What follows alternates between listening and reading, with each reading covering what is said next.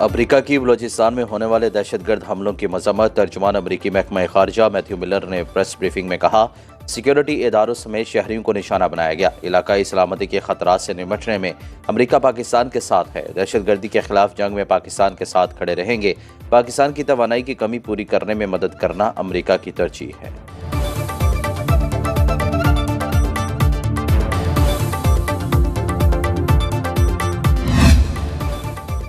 कोई फर्द एहतसाब से बालातर नहीं हो सकता। पाक फौज कड़े एहतसाब से अपने इक़दार की पासदारी करती है। Army chief general Asim Munir की ज़ेर-ए-सदारत कोर कमांडर्स कॉन्फ्रेंस ISPR के मुताबिक पाकिस्तान मुखालिफ अंदरूनी और बैरूनी सरगर्मियों के तदारुक के लिए इक़दामात पर गौर। पाक फौज अवाम की गैर मुतसलसल हिमायत से इंसादे दहशतगर्दी के लिए कुर्बानियाँ रायगा नहीं जाने देगी। सिपा सालार ने कहा कि पाक फौज दहशतगर्दों, इंतशार पसंदों, जराइम पेशा माफियाज के खिलाफ काम करती रहेगी। हुकूमत, इंतजामिया, कानून नाफिज करने वाले इदारों को जामे ताउन फराहम करने के अज़्म का अयादा, शोहदा के एहसाल सवाब के लिए फातह ख्वानी, कश्मीर और फ़लस्तीन के मज़लूम मुसलमानों से यकजहती का इजहार।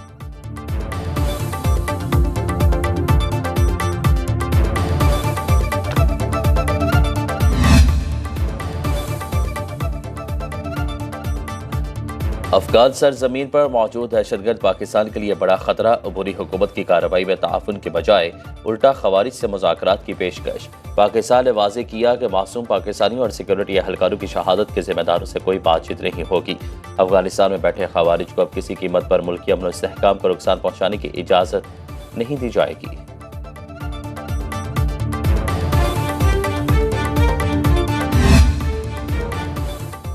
सिंध असम्बली का वफाकी हुकूमत से गैर कानूनी तारिकीन वतन को निकालने का मुतालिबा। गैर कानूनी गैर मुल्कियों को निकालने की तहरीक अल्तवा मुतफ़िका तौर पर मंजूर। सूबाई वज़ीर दाखिला ज़िया उल हसन लंजार ने कहा कि सिंध अब गैर कानूनी तारिकीन वतन का बोझ बर्दाश्त नहीं कर सकता। सूबाई वज़ीर सिंध सईद गनी ने कहा कि मुल्क में दहशतगर्दी बढ़ने का सबसे बड़ा सबब गैर कानूनी तारिकीन वतन है।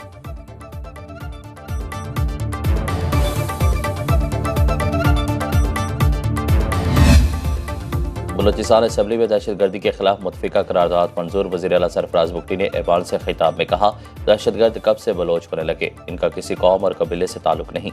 हमारे दरवाजे मुज़ाकरात के लिए खुले हैं, मगर दहशतगर्दों से कोई बात नहीं होगी। हमें दहशतगर्द को दहशतगर्द कहना होगा। अब ये फैसले का वक्त है।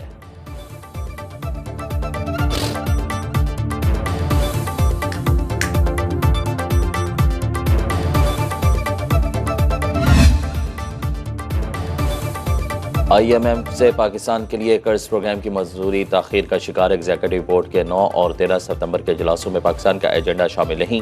भूटान का 9 सितंबर और नॉर्वे का केस 13 सितंबर के इजलास में शामिल। पाकिस्तान का ताहाल बैरूनी फाइनेंसिंग गैप पूरा करने में मुश्किलात दरपेश।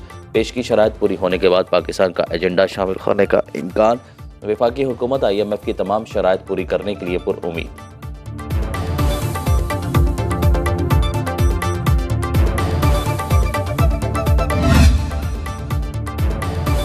IMF की शराइत पूरी करेंगे। पाकिस्तानी तारीख का ये आखिरी IMF प्रोग्राम होना चाहिए। वज़ीर आज़म शहबाज शरीफ का वफाकी काबीना इजलास से खिताब। बोले, ये मुश्किल सफ़र है, नामुमकिन नहीं, मंजिल पर ज़रूर पहुँचेंगे। महंगाई का बोझ आहिस्ता आहिस्ता कम हो रहा है। तरक्की याफ्ता कौमों ने दिन रात एक करके हालात बदले। रोज़गार के मौके पैदा करना हमारी तरजीह। वफाकी काबीना ने 10 निकाती एजेंडे की मंजूरी दे दी।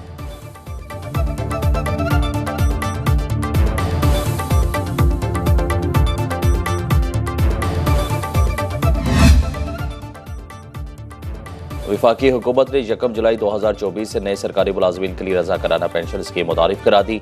वज़ारत ख़जाना ने नोटिफिकेशन जारी कर दिया। स्कीम का इतलाक़ दिफाई खर्चात से तनख्वाह पाने वाले नए रेगुलर सिविल मुलाजमीन पर भी होगा।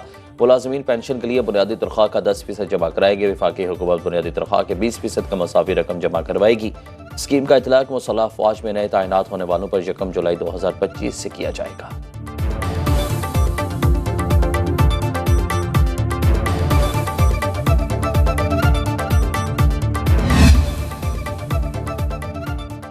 BNP के सरबराह सरदार अख्तर मैंगल कौमी असम्बली की रुकनीत से मुस्तफ़ी। स्पीकर अयाज सादी को इस्तीफ़ा भिजवा दिया। मीडिया से गुफ्तगू में बोले कि अपने लोगों के लिए कुछ नहीं कर सका। बलूचिस्तान के मामले पर किसी को कोई दिलचस्पी नहीं। मैं सदर वज़ीर आज़म पर अदम एतमाद का इजहार करता हूँ। पाकिस्तान में सियासत करने से पकौड़े की दुकान बेहतर। अख्तर मैंगल NA 256 खुजदार से मुंतखब हुए थे।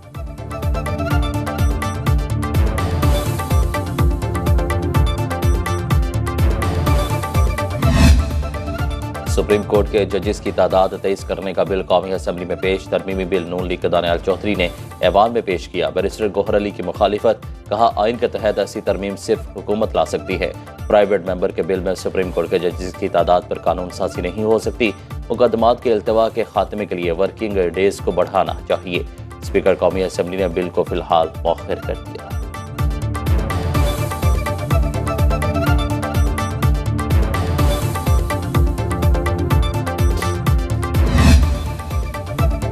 हुकूमत ने ताहाल जजेस की तादाद बढ़ाने का हतमी फैसला नहीं किया। मामले को तफसील से देखकर फैसला कर लेंगे। वज़ीर कानून आज़म नज़ीर तारड़ कहते हैं सुप्रीम कोर्ट के जजेस की तादाद 17, मुल्क की आबादी 25 करोड़ हो चुकी। पहले अंग्रेज जज बहरी जहाज़ों पर इंग्लिस्तान जाते थे, इसलिए सुप्रीम कोर्ट 60 दिन की 2 बार छुट्टियां करती थी। अब ये छुट्टियां कम होनी चाहिए।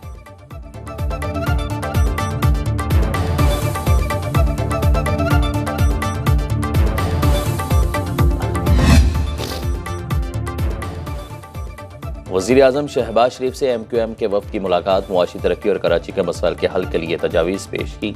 वज़ीर आज़म के कराची के मसाइल हल करने की यकीन दहानी। कहा इत्तेहादी जमातों के ताउन से मुल्क की तरक्की का काम तेज़ी से जारी है।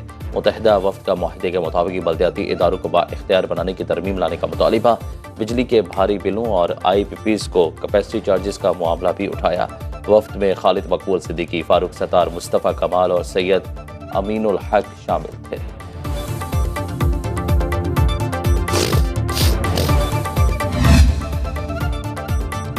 खैबर पख्तूनख्वा काबीना में रद्दोबदल का मामला खटाई में पड़ गया। गवर्नर फैसल करीम कुंडी ने ताहाल समरी पर दस्तखत नहीं किए। समरी में एहतशाम अली बशीर, पीर मुसव्विर गाजी को मुआविन खसूसी बनाने की सिफारिश। सुहेल अफरीदी, नेक मोहम्मद और हुमायूं खान के नाम मुआविन खसूसी में शामिल। खैबर पख्तूनख्वा असम्बली में कमेटियाँ तश्कील दे दी गई। स्पीकर पब्लिक अकाउंट्स कमेटी के चेयरमैन होंगे।